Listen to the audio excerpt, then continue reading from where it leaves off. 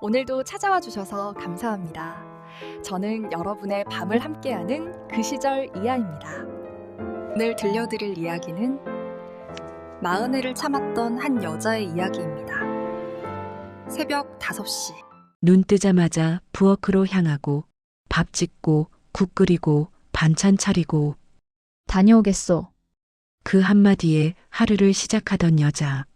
남편에게 고맙다는 말 한 번 듣지 못하고 맛있다는 말은 TV에서나 나오는 대사라고 생각했던 여자. 그런 그녀가 어느 날 남편 양복 주머니에서 영수증 한 장을 발견합니다. 1200만 원짜리 다이아몬드 목걸이. 받는 사람 이름은 자신이 아니었습니다. 40해 동안 비어있던 보석함. 사업 성공하면 채워줄게라던 약속. 결국 채워진 건 먼지뿐이었습니다. 오늘은 그녀의 이야기를 들려드리겠습니다. 참다 끝내 폭발한 70세 여자의 복수. 그리고 뒤늦게 찾은 자유에 대하여 편안한 자세로 들어주세요. 오늘 밤 이 이야기가 여러분의 마음에 작은 울림이 되길 바랍니다. 그럼 시작하겠습니다. 새벽 5시. 눈 뜨자마자 부엌으로 향하는 게 제 하루의 시작이었습니다. 쌀 씻는 소리, 된장찌개 끓는 냄새, 계란 부치는 지글거림. 40해 동안 하루도 빠짐없이 반복한 의식이었죠. 남편 이종태 씨는 7시 정각에 식탁 앞에 앉습니다. 신문을 펼치고 밥을 떠먹고 국을 마시고 제 얼굴은 한 번도 안 봐요. 그냥 밥상이 거기 있으니까 먹는 겁니다. 마치 자판기에서 커피 뽑아 마시듯이. 다녀오겠소. 그 한마디가 끝입니다. 고맙다는 말 한 번도 들어본 적 없습니다. 맛있다는 말, 그건 TV에서나 나오는 대사더군요. 그날도 똑같았습니다. 새벽부터 갈치조림에 시금치나물, 밥 짓고 국 끓이고 식탁을 차려놓고 기다리는데 남편이 양복 입고 현관으로 향하더군요. 밥은요? 바빠. 오늘 골프 약속 있어. 문이 닫혔습니다. 저는 김이 모락모락 나는 밥상 앞에 혼자 남았습니다. 갈치조림이 식어가는 걸 멍하니 바라봤어요. 40해 동안 수천 번은 차렸을 이 밥상. 단 한 번도 고맙다는 말을 듣지 못한 이 밥상. 손이 파르르 떨렸습니다. 분노였을까요? 서러움이었을까요? 그땐 구분이 안 됐습니다. 저녁이 되어 남편이 돌아왔습니다. 술 냄새가 코를 찔렀고 양복에서 달콤한 여자 향수 냄새가 났습니다. 익숙한 냄새였어요. 10년도 넘게 맡아온 냄새니까요. 남편은 소파에 벌러덩 누우며 양복을 벗어 던졌습니다. 물 한 잔 갖다 줘. 저는 양복을 집어 옷걸이에 걸려다가 바닥에 떨어진 하얀 종이를 발견했습니다. 접힌 영수증이었어요. 백화점 보석 매장. 금액 1200만 원. 품목은 다이아몬드 목걸이. 그리고 맨 아래 받는 사람 이름. 김수연님. 심장이 쿵 내려앉았습니다. 사실 저는 알고 있었습니다. 남편에게 여자가 있다는 것. 한두 명이 아니었다는 것도요. 젊은 시절부터 그랬으니까요. 화장품 냄새 풍기며 새벽에 들어오고 주말이면 접대라며 사라지고 심지어 한 번은 그 여자를 우리 집 앞까지 데려온 적도 있었습니다. 제가 따졌더니 뭐라고 했는지 아세요? 남자가 사회생활 하다 보면 그럴 수도 있지. 좁쌀같이 굴지 마. 좁쌀. 40해를 바쳐 집안 살림하고 아이 둘 키우고 그의 사업 뒷바라지한 사람한테 할 소리가 그거였습니다. 그래도 참았어요. 아이들 혼사 망칠까봐. 동네 사람들 입방아에 오르내릴까봐. 이혼녀라는 손가락질 받을까봐. 그렇게 눈 감고 귀 막고 모르는 척하며 살았습니다. 그런데 그날 영수증을 보는 순간 뭔가 달랐습니다. 예전엔 그래도 숨겼거든요. 흔적을 지우려는 최소한의 노력이라도 했단 말입니다. 그게 저에 대한 마지막 예의라고 스스로 위안했어요. 그런데 이건 뭡니까? 1200만 원짜리 목걸이 영수증을 양복 주머니에 넣고 다니다니. 아니, 이건 숨긴 게 아니잖아요. 대놓고 보란 듯이 들고 다닌 거잖아요. 혼잣말이 튀어나왔습니다. 이 양반이 이제 나를 완전히 없는 사람 취급하는구나. 아니, 처음부터 사람으로 안 본 거야. 밥 차려주는 기계, 집 지키는 가구, 그 정도였던 거지. 그날 밤 저는 서랍을 열었습니다.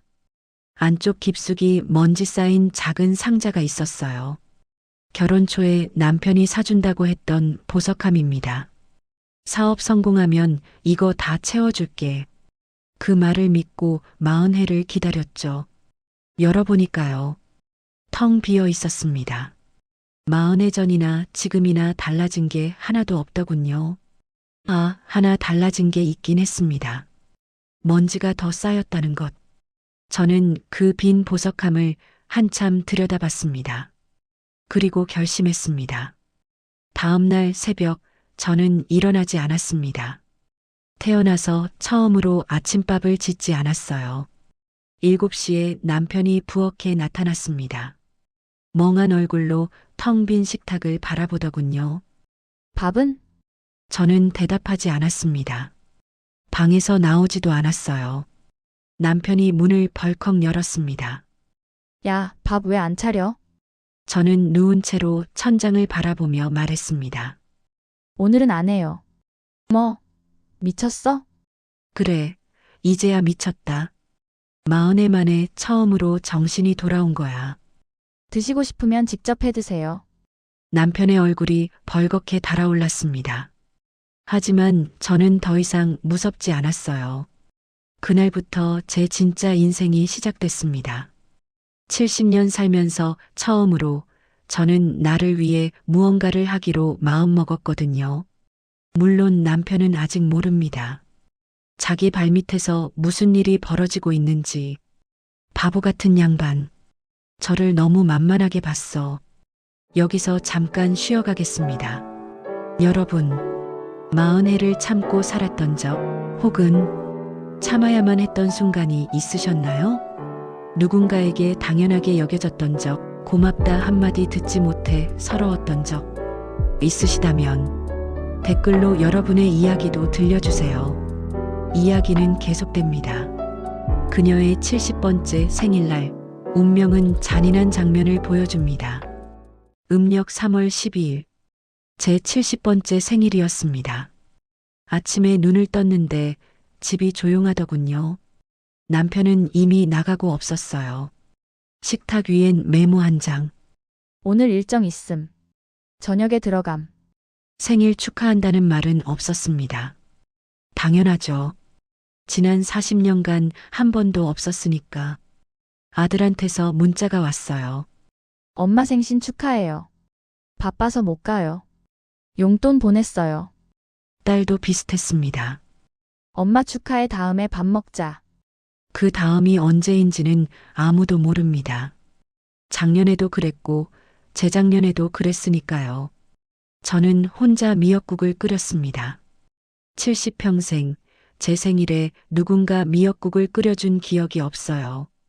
시집 와서는 시어머니 수발에 아이들 밥 차리느라 정신없었고, 시어머니 돌아가신 뒤로는 그냥 제가 끓이는 게 당연해졌습니다.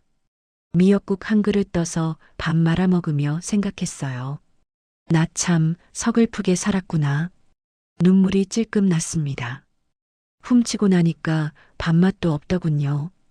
점심때쯤 답답해서 집을 나섰습니다. 그냥 바람이나 쐬자 싶어서요. 버스를 타고 시내 백화점에 갔습니다. 거기 가면 사람 구경이라도 하니까요. 화장품 매장을 기웃거리다가 1층 보석 코너 앞을 지나게 됐습니다. 그때 봤어요. 익숙한 뒷모습이 눈에 들어왔거든요. 회색 골프 점퍼, 넓은 어깨, 듬성듬성한 흰머리. 남편이었습니다. 옆에 젊은 여자가 있었어요. 30대 후반쯤 됐을까요? 잘 차려입은 얼굴에 능글맞은 미소를 띠고 남편 팔짱을 끼고 있더군요. 처음엔 잘못 본 줄 알았습니다. 설마, 대낮에 이 사람 많은 데서? 하지만 귀에 남편 목소리가 들려왔어요. 이거 어때? 목에 하니까 예쁘네. 그 여자가 교태를 부리며 대답했습니다. 오빠가 골라주는 게 제일 좋아요. 오빠? 일은 넘은 늙은이한테 오빠라니. 구역질이 올라왔습니다. 남편이 점원에게 말했습니다. 이거 포장해줘요. 카드로 할게. 점원이 웃으며 대답했어요. 다이아몬드 목걸이요? 1200만 원입니다. 선물 포장해 드릴까요? 그래, 예쁘게 해줘. 그 순간 저는 5년 전 일이 떠올랐습니다. 제가 환갑 때 조심스럽게 말했거든요. 여보, 나도 금반지 하나 갖고 싶어요.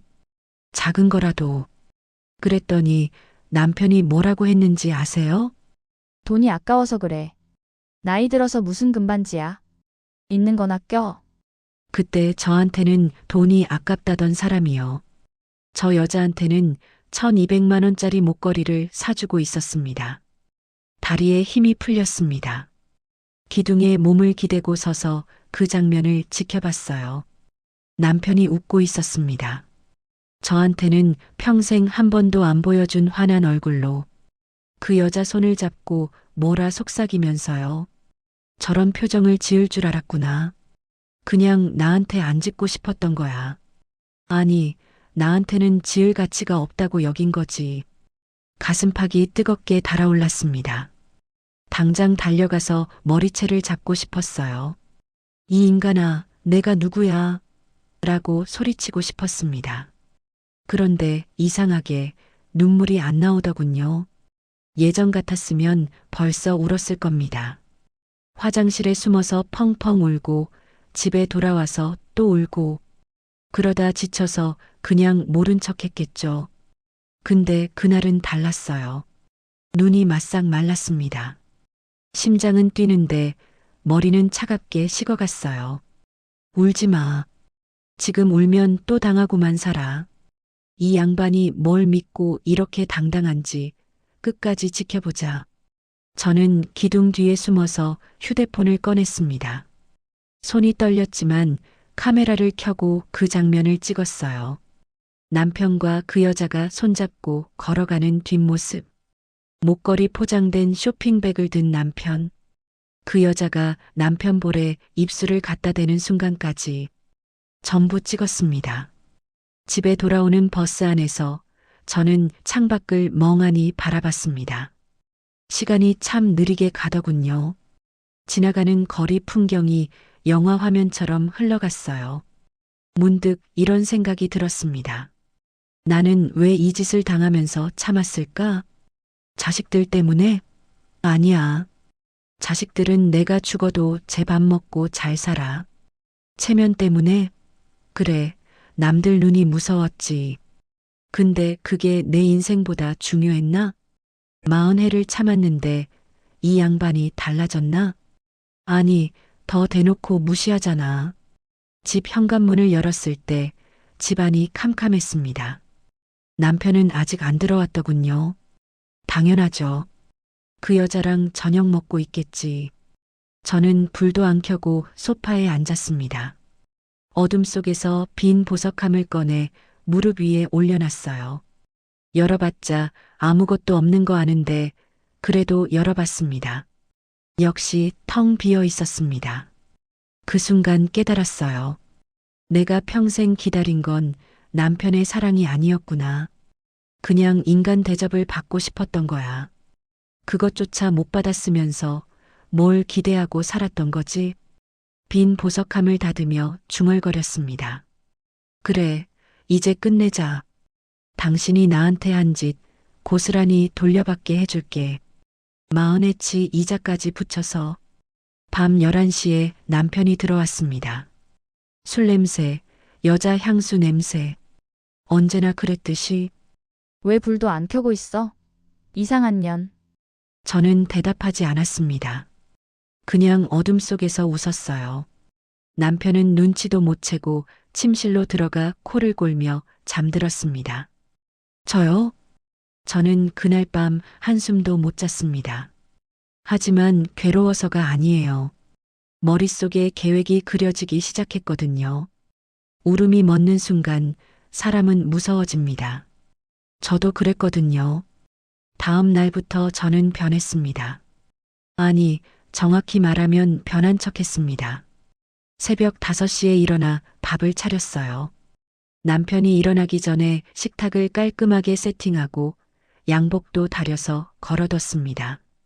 예전보다 더 공손하게, 더 조용하게. 여보, 오늘 일정 있으세요? 응. 바빠. 네, 조심히 다녀오세요. 남편은 이상하다는 듯 저를 힐끗 쳐다봤습니다. 하지만 며칠 지나니까 금세 안심하더군요. 에이, 전현이 뭘 알겠어라는 표정이 얼굴에 그대로 써 있었어요. 그래, 방심해라. 그게 내 무덤이야. 일주일 뒤, 저는 시내 한복판의 낡은 빌딩을 찾아갔습니다. 50년 전 같이 은행에 다녔던 동기 영숙이가 거기서 작은 세무회계 사무소를 운영하고 있거든요. 문을 열고 들어서니 백발이 성성한 영숙이가 안경 너머로 절 쳐다봤어요. 어머, 순옥이 아니야? 이게 몇 년 만이야. 영수가 부탁할 게 있어서. 제 표정을 본 영숙이가 웃음을 거두었습니다. 무슨 일인데? 얼굴이 왜 그래? 저는 가방에서 서류 뭉치를 꺼냈어요. 남편 명의 통장 사본, 카드 명세서, 그리고 백화점 영수증까지. 우리 집 재산이 어디로 새는지 알고 싶어. 영숙이가 서류를 훑어보더니 입술을 깨물었습니다. 야, 이거 보통 일이 아니다. 알아. 그러니까 네가 도와줘야지. 영숙이의 도움으로 한 달 만에 윤곽이 잡혔습니다. 남편이 지난 5년간 김수연이라는 여자에게 쏟아부은 돈, 서울 외곽 오피스텔 한 채, 소형 외제차 한 대, 그리고 매달 300만 원씩 꼬박꼬박 들어가는 생활비. 도합 4억 원. 그 돈이면 제가 평생 쓰고도 남았을 겁니다. 근데 남편은 저한테 돈 아깝다면서 병원비도 아까워했던 사람이에요. 4억이라. 내 마흔의 인생값도 안 되는구나. 당신한테는. 증거를 모으는 건 생각보다 쉬웠습니다. 남편은 저를 완전히 투명인간 취급했거든요. 서재에 들어가도 신경 안 쓰고 제가 뭘 하는지 관심조차 없었어요. 밤 10시 남편이 술 취해 골아떨어지면 저는 살금살금 서재로 들어갔습니다. 오래된 캐비닛 서랍에서 서류를 하나씩 꺼냈어요. 부동산 계약서, 차량 등록증, 현금 이체 내역서. 손끝이 바들바들 떨렸지만 멈추지 않았습니다. 복합기에 종이를 넣고 스캔 버튼을 눌렀습니다. 윙하는 기계음이 그렇게 크게 들릴 수가 없더군요. 침실 쪽에서 인기척이 났습니다. 제발, 일어나지 마. 남편이 뒤척이는 소리, 그리고 다시 코 고는 소리. 휴, 숨을 내쉬며 다음 서류를 집어들었습니다. 2달이 지났습니다. 저는 남편의 모든 재정 상태를 손바닥 보듯 파악하게 됐어요. 어떤 통장에서 얼마가 빠져나가는지, 그 돈이 어디로 흘러가는지. 그런데 수집을 하면 할수록 화가 나는 게 아니라 오히려 차분해졌습니다. 이 양반이 얼마나 허술한지 알겠더라고요. 저를 너무 만만하게 봐서 숨기려는 노력조차 안 한 거예요. 3달째 되던 어느 날 결정적인 서류를 발견했습니다. 상가 건물 담보대출 서류였어요. 제 명의로 된 건물 말입니다. 25해 전에 친정 어머니가 돌아가시면서 남긴 유산으로 산 작은 상가예요. 남편 사업이 휘청거릴 때도 손 안 댔던 제 유일한 재산이죠. 그런데 서류를 보니까 대출 신청서가 작성되어 있었습니다. 받는 사람 계좌가 김수연 명의 사업체로 되어 있더군요. 아직 접수는 안 됐어요. 서명란이 비어 있었거든요. 하지만 서랍 안쪽에서 또 다른 걸 발견했습니다. 제 인감도장, 빨간 인주가 새로 묻어 있었습니다. 누가 최근에 썼다는 증거죠. 이 도둑놈이 내 도장을 훔쳐서 내 재산을 그 여자한테 갖다 바치려고 했구나. 그날 밤 저는 도장을 원래 자리에 돌려놨습니다. 섣불리 움직이면 들킬 수 있으니까요. 대신 다음날 아침 은행에 가서 인감 분실 신고를 했습니다. 앞으로 이 도장으로는 어떤 거래도 안 된다는 거죠? 네, 고객님. 새 인감 등록하시기 전까지 모든 거래가 정지됩니다. 발걸음이 가벼웠습니다. 첫 번째 수 완료. 이제 다음 수를 둘 차례야. 그 주에 저는 변호사를 찾아갔습니다. 강남의 작은 사무실. 가정법 전문 여성 변호사였어요. 제가 준비해간 서류 뭉치를 보더니 안경을 벗고 저를 똑바로 쳐다보셨습니다. 어머님, 이 정도면 충분합니다. 이혼 소송, 재산 분할, 상간녀 손해배상까지 다 가능해요. 언제 움직이면 될까요? 어머님이 원하시는 타이밍이에요. 다만, 변호사가 말을 끊고 제 얼굴을 살폈습니다. 한번 시작하면 돌이킬 수 없어요. 괜찮으시겠어요? 저는 가방에서 빈 보석함을 꺼냈습니다. 변호사 책상 위에 올려놓고 뚜껑을 열었어요. 40해 동안 비어 있었어요. 채울 생각도 없는 사람이었어요. 변호사가 빈 보석함을 내려다봤습니다. 이제 제가 직접 채우려고요. 제 방식대로. 그렇게 6개월이 흘렀습니다. 남편은 여전히 아무것도 모른 채 그 여자랑 데이트하고 골프 치고 술 마시며 돌아다녔어요. 저요? 저는 매일 밥 차려주고 빨래 개고 조용히 웃었습니다. 그리고 밤마다 서류를 정리하며 기다렸어요. 그놈이 스스로 덫에 걸려드는 날을. 6개월. 그녀는 6개월 동안 매일 밥을 차리고 매일 웃으며 매일 증거를 모았습니다. 남편은 전혀 눈치채지 못했습니다.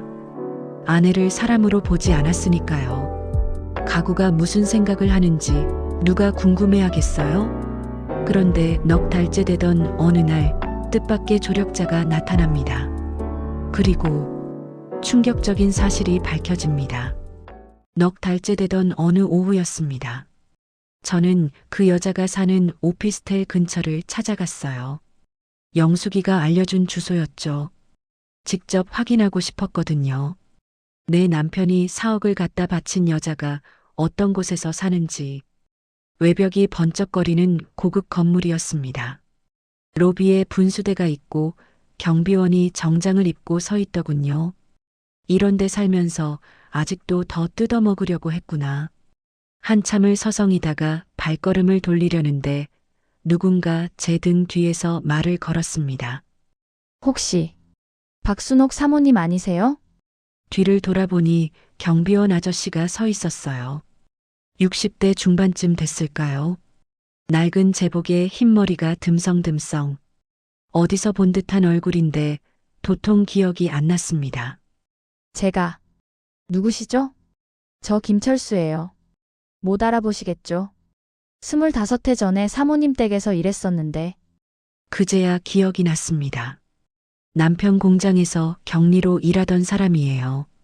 공장이 어려워질 때 다른 직원들보다 먼저 잘렸죠. 집에 어린 딸이 있다고 형편이 어렵다고 사정하던 모습이 떠올랐습니다. 아, 김철수 씨. 이게 얼마만이에요? 사모님은 하나도 안 변하셨네요. 철수 씨가 쉬는 시간이라며 근처 벤치로 저를 안내했습니다. 캔커피 하나를 건네며 조심스럽게 물었어요. 근데 여긴 웬일이세요? 이 동네에 아시는 분이라도. 저는 잠시 망설였습니다. 그러다 직감적으로 느꼈어요. 이 사람한테 숨길 필요 없다는 걸. 503호에 누가 사는지 아세요? 철수 씨 눈빛이 흔들렸습니다. 거기요? 김수연이라는 여자가 살아요. 근데 뭐요? 철수 씨가 주변을 두리번거리더니 목소리를 낮췄습니다. 사모님, 거기 드나드는 남자가 한 명이 아니에요. 심장이 쿵 내려앉았습니다. 뭐라고? 무슨 말이에요? 일은 넘은 어르신이 자주 오시거든요. 그뿐인 줄 알았는데 따로 젊은 남자도 와요. 30대쯤 됐을까? 그 남자 차에 짐 싣는 것도 봤고. 철수 씨가 한숨을 내쉬었습니다. 사모님, 혹시 그 어르신이? 저는 고개를 끄덕였습니다. 네. 제 남편이에요. 한동안 침묵이 흘렀습니다. 철수 씨가 뭐라 말을 꺼내려다 멈추기를 여러 번. 결국 그가 먼저 입을 열었어요. 사모님, 저 아직도 은혜를 못 잊었어요. 은혜요? 공장에서 잘릴 때요. 사장님은 당장 나가라고 했는데 사모님이 퇴직금 챙겨주시고 우리 딸 학비까지 보태주셨잖아요. 기억이 가물가물했습니다. 그때 형편 어려운 직원들 몇몇 도왔던 것 같긴 한데 우리 딸이 그 돈으로 대학 갔어요. 지금은 간호사예요. 사모님 아니었으면 못했을 겁니다. 철수 씨 눈가가 붉어졌습니다. 저도 뭔가 보답하고 싶었는데 이렇게 만날 줄은. 저는 조심스럽게 물었습니다. 철수 씨, 혹시 그 여자에 대해 더 아는 거 있어요? 철수 씨가 잠시 고민하더니 휴대폰을 꺼냈어요. 함부로 찍으면 안 되는 건데. 사모님이니까요. 사진 몇 장이 화면에 떴습니다. 김수연이란 여자가 젊은 남자와 팔짱 끼고 걸어가는 모습, 같이 차에 타는 모습, 그리고 결정적으로 둘이 입을 맞추는 장면까지. 세상에, 이 여자도 바람을 피우고 있었어. 내 남편 등을 긁어가면서 웃음이 터졌습니다. 기가 차서 나오는 웃음이었어요. 사모님, 괜찮으세요?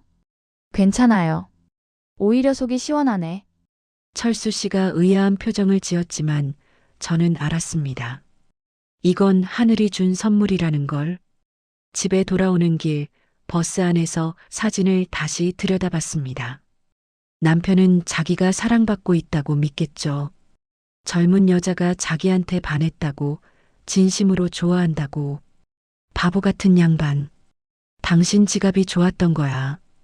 당신이 좋았던 게 아니라. 근데 그것도 모르고 1200만 원짜리 목걸이를 사줬구나. 웃기다가도 서글펐습니다. 40해를 산 남편이 저 여자한테는 그냥 호구였다는 게. 그날 밤 저는 변호사에게 전화했습니다. 새로운 증거가 생겼어요. 그 여자 다른 남자가 있더라고요. 정말요? 그럼 상간녀 소송 외에 사기 쪽으로도 접근할 수 있겠네요. 어떻게요? 남편분 재산을 빼돌려서 다른 남자와 도주할 계획이었다면 기망에 의한 재산 취득으로 볼 수 있어요. 형사 고소도 가능합니다. 형사고소, 감옥까지 보낼 수 있다는 거잖아. 전화를 끊고 어둠 속에서 빈 보석함을 꺼냈습니다. 채워지지 않은 이 빈 공간. 40해 동안 남편이 저를 얼마나 무시했는지 보여주는 증거. 하지만 이제 다릅니다.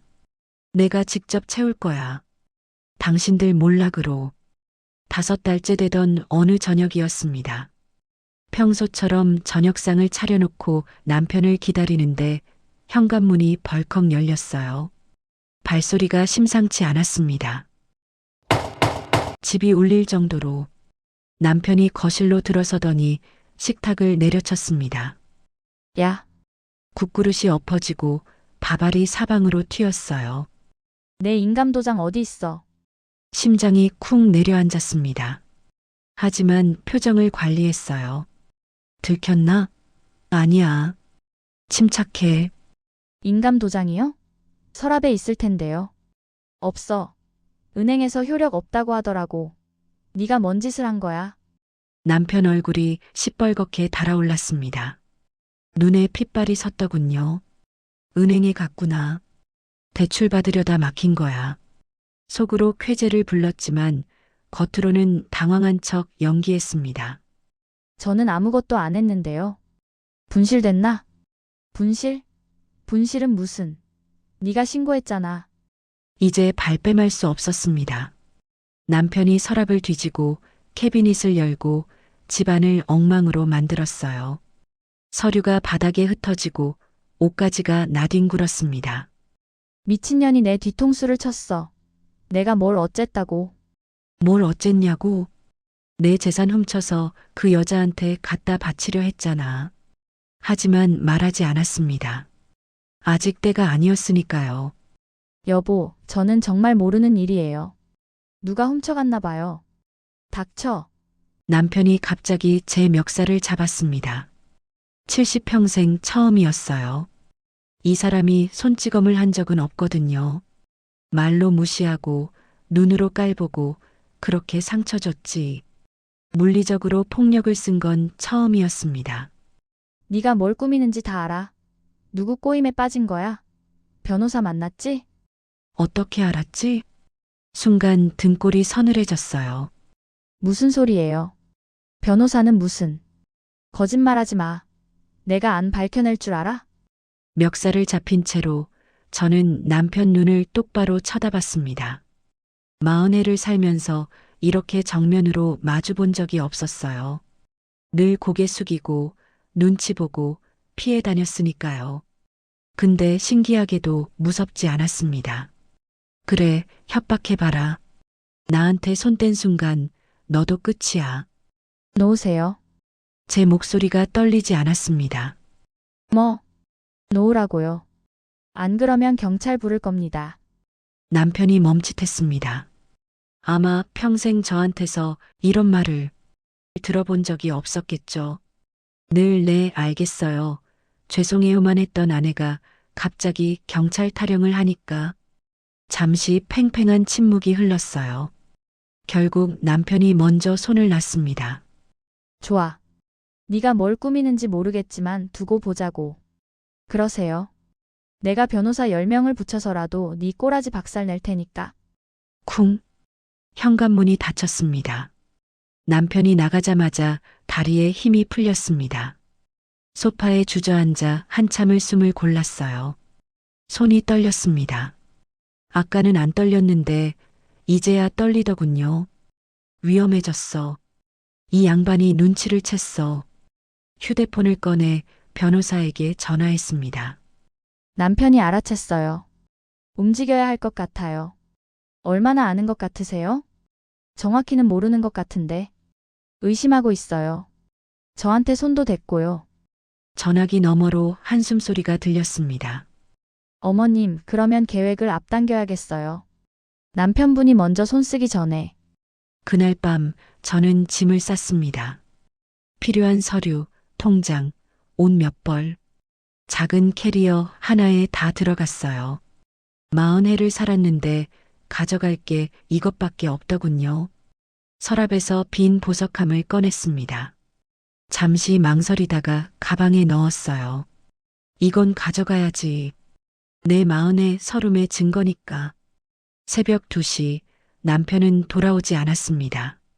아마 그 여자 집에 갔겠죠. 화난 마음을 달래러. 둘이 머리 맞대고 저를 어떻게 무너뜨릴지 궁리하고 있겠지. 궁리해봐라. 이미 늦었어. 다음 날 아침 저는 집을 나섰습니다. 뒤도 안 돌아봤어요. 그 집에 미련이 없었거든요. 40해 동안 피눈물 삼키며 살았던 감옥. 벗어나니까 새벽 공기가 다르게 느껴졌습니다. 변호사 사무실로 향하면서 생각했어요. 이제 진짜 시작이다. 도장 훔친 도두가 내가 먼저 덤볐으니 나도 더 봐줄 것 없어. 여기서 잠깐 쉬어가겠습니다. 여러분, 혹시 이런 경험 있으신가요? 참고 참다가 어느 순간 딱 하고 선이 끊어지는 느낌. 더 이상 무섭지 않은 그 순간. 순옥 씨는 그날 40해 만에 처음으로 집을 나섰습니다. 하지만 그녀를 기다리는 건 또 다른 시련이었습니다. 가장 가까운 사람들의 배신.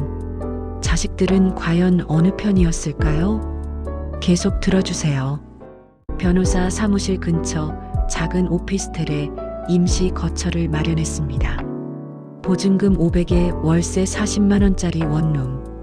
침대 하나, 책상 하나, 작은 화장실. 40해 전 신혼집보다 좁았어요. 그래도 좋았습니다. 남편 코 고는 소리 안 들어도 되니까요. 첫날 밤 좁은 침대에 누워 천장을 바라봤어요. 조용했습니다. 너무 조용해서 오히려 어색하더군요. 이게 혼자 산다는 거구나. 두렵지 않았습니다. 오히려 편안했어요. 그런데 사흘째 되던 아침 전화벨이 울렸습니다. 아들이었어요. 엄마, 지금 어디야? 목소리가 싸늘했습니다. 안부를 묻는 게 아니라 추궁하는 톤. 왜 그래? 무슨 일이야? 아버지가 난리야. 엄마가 집 나갔다면서? 도대체 무슨 짓을 한 거야? 무슨 짓? 자식 입에서 그 말이 나오니까 가슴이 철렁했습니다. 내가 무슨 짓을 했는데? 아버지 재산 손댔다며? 인감도장 분실 신고하고 변호사 만나고 다닌다면서? 이 양반이 자식들한테까지 연락했구나. 자기는 잘못이 없고 내가 미친 짓을 한다고 떠들었겠지. 저는 침착하게 말했습니다. 아버지한테 뭐라고 들었어? 엄마가 갑자기 이상해졌다고. 재산 다 빼돌리려 한다고. 그게 다야? 다른 게 더 있어? 그래서 말해줬어요. 아버지 바람 피운 거 알아? 전화기 넘어가 조용해졌습니다. 뭐? 김수연이라는 여자. 5년 넘게 만났어. 오피스텔 사주고 차 사주고 4억 넘게 쏟아부었더라.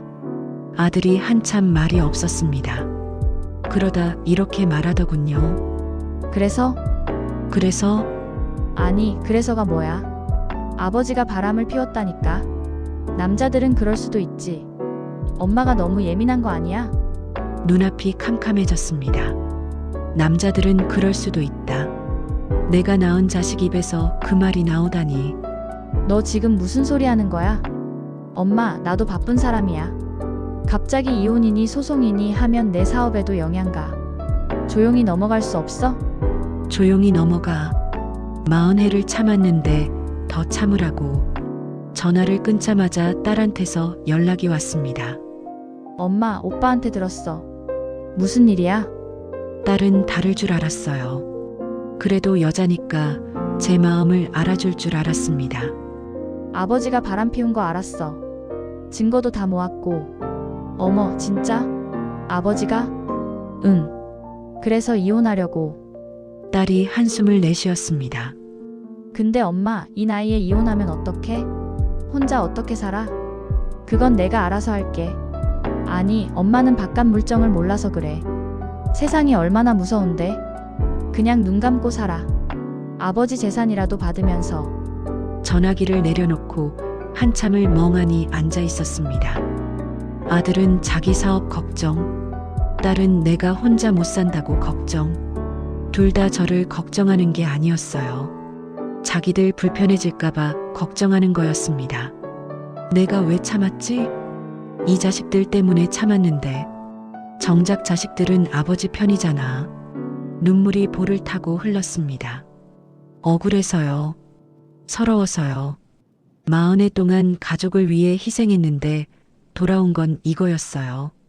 창밖을 바라봤습니다. 회색 도시 풍경이 보였어요. 차들이 지나가고 사람들이 걸어가고 세상은 제 사정 따위 관심 없다는 듯 평범하게 돌아가고 있었습니다. 그냥 포기할까? 이 나이에 싸워서 뭐하나? 자식들 말대로 그냥 눈 감고 살까? 손이 휴대폰을 향했습니다. 변호사한테 전화해서 다 취소하겠다고 말하려고요. 그때 가방에서 뭔가 손에 잡혔습니다. 빈 보석함이었어요. 뚜껑을 열었습니다. 여전히 비어 있었죠. 그 순간 40해 전 남편 목소리가 떠올랐어요. 사업 성공하면 다 채워줄게. 채워준 적 없었습니다. 앞으로도 없을 거예요. 자식들도 남편도 아무도 저를 채워주지 않을 겁니다. 그래, 원래 그랬잖아. 평생 혼자였어. 지금도 혼자고. 근데 혼자라서 못할 건 없어. 빈 보석함을 꽉 쥐었습니다. 평생 아무것도 담기지 않았던 이 보석함. 내가 직접 채울 거야. 자식들이 뭐라 하든 세상이 뭐라 하든. 휴대폰을 내려놓았습니다. 변호사한테 전화하지 않았어요.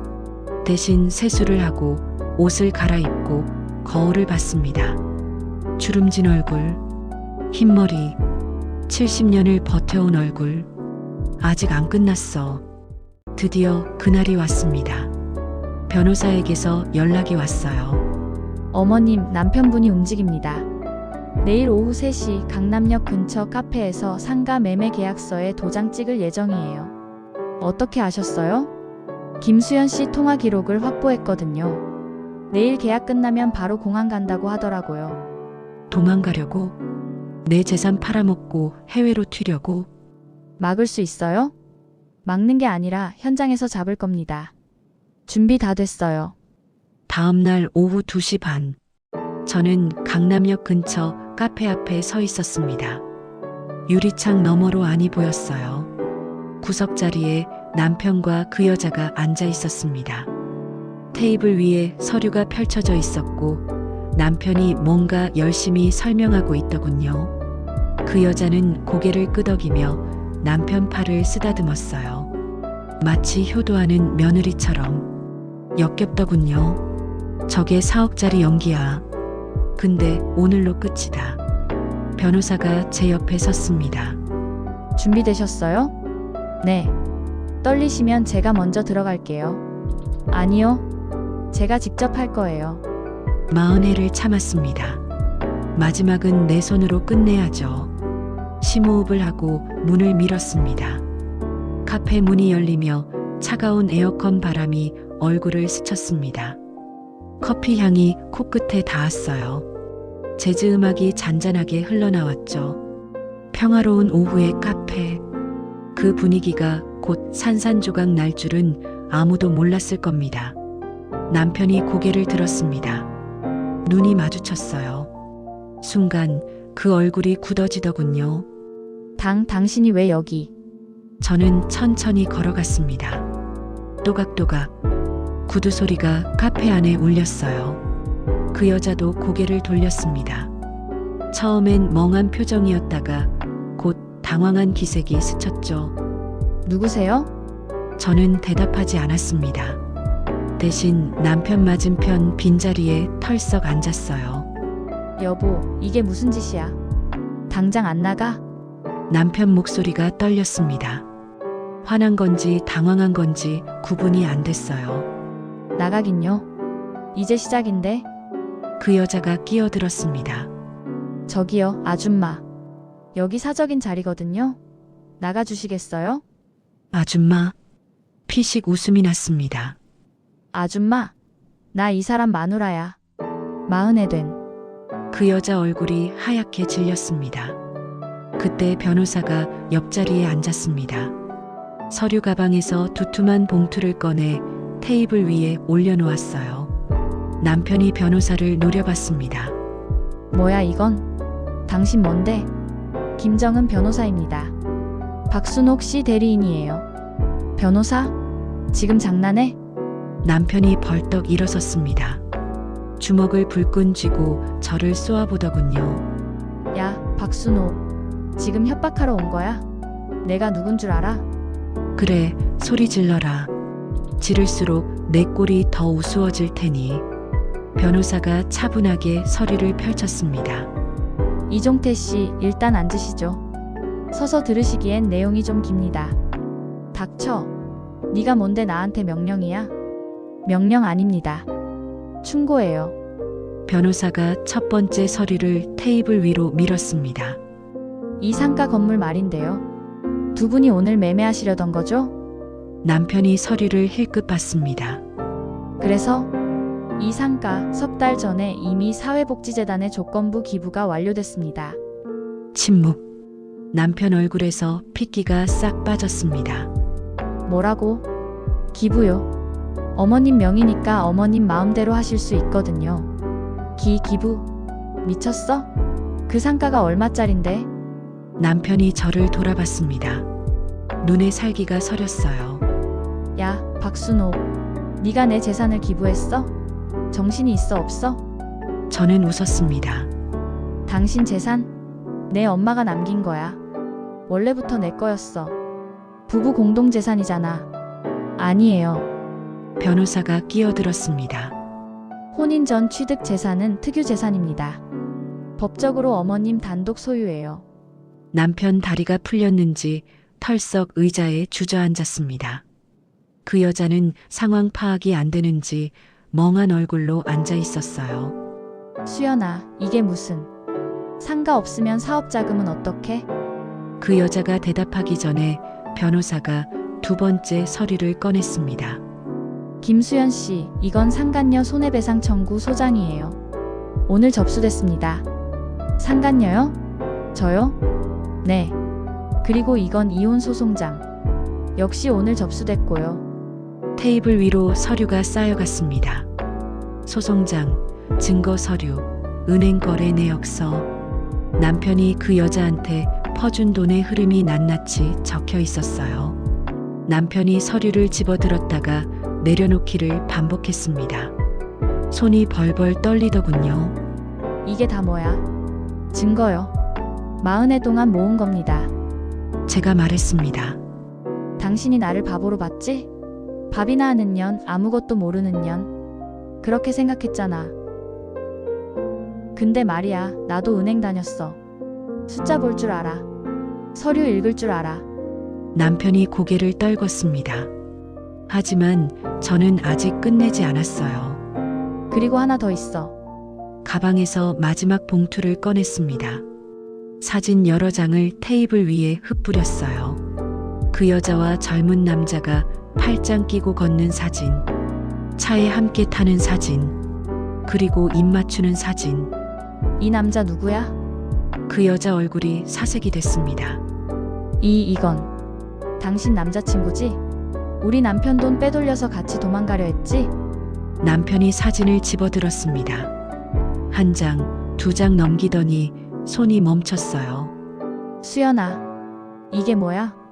그 여자가 벌떡 일어섰습니다. 아니에요, 오빠. 이건 오해예요. 저 남자는 그냥 뭐? 입술 붙이고 있는데. 남편 목소리가 갈라졌습니다. 나한테도 바람 피운 거야? 내가 4억을 쏟아부었는데. 그 여자가 뭐라 변명하려 했지만 이미 늦었죠. 그래, 느껴봐라. 배신당하는 기분이 어떤 건지. 그 여자가 갑자기 핸드백을 움켜쥐고 뛰쳐나갔습니다. 또각또각또각. 하이힐 소리가 점점 멀어졌어요. 남편이 자리에서 일어나려다 주저앉았습니다. 쫓아갈 힘도 없는 거죠. 카페 안이 조용해졌습니다. 다른 손님들이 수군거렸지만 저는 신경 쓰지 않았어요.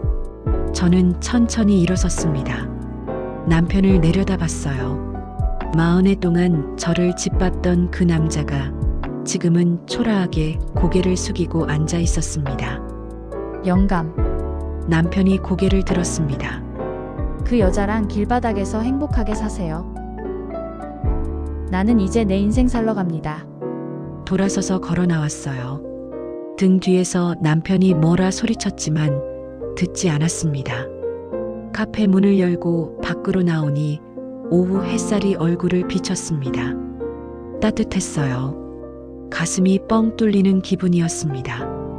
끝났다. 40해가 드디어 끝났다. 그 뒤로 일주일이 지났습니다. 변호사에게서 연락이 왔어요. 어머님, 결과 알려드릴게요. 네, 말씀하세요. 상간녀 소송은 김수연 씨가 합의를 원한대요. 본인 잘못 인정하고 받은 재산 일부 반환하겠다고. 그래요? 근데 문제가 있어요. 반환할 재산이 별로 없대요. 이미 다른 남자한테 거의 다 넘겼나 봐요. 그럴 줄 알았어. 처음부터 우리 남편은 호구였던 거야. 남편 소식도 들려왔습니다. 상가 기부 사실이 알려지면서 동네에 소문이 쫙 퍼졌대요.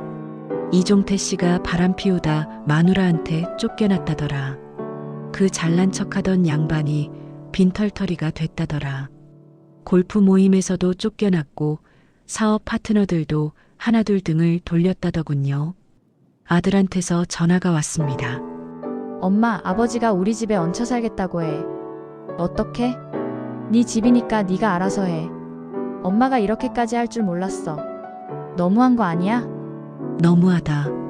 40해 동안 맞바람 피우고 무시하고 재산 빼돌리려 한 건 너무한 게 아니고 저는 대답하지 않았습니다.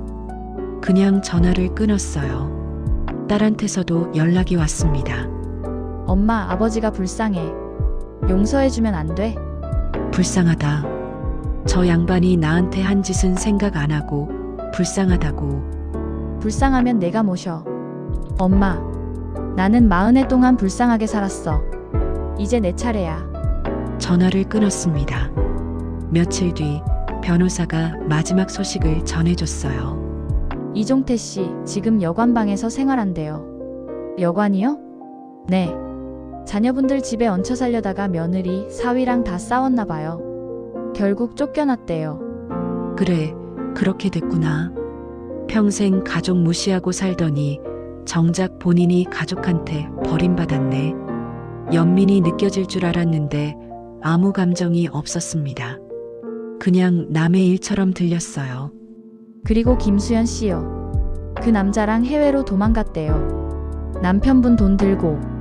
그래요? 이종태 씨가 경찰에 신고했는데 이미 출국한 뒤래요. 사기죄로 수배 중이에요. 그 여자한테도 버림받고 돈도 잃고 명예도 잃고 스스로 판 무덤에 스스로 들어간 거야. 저는 짐을 쌌습니다.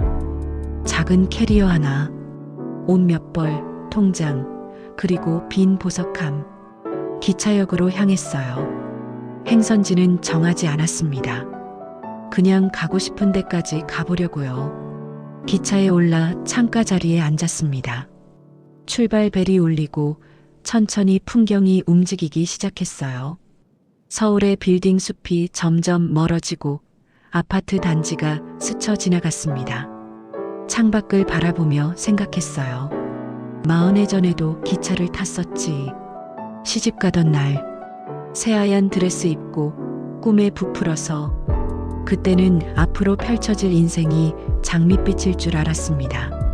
좋은 남편, 예쁜 아이들, 따뜻한 가정 다 가질 줄 알았어요.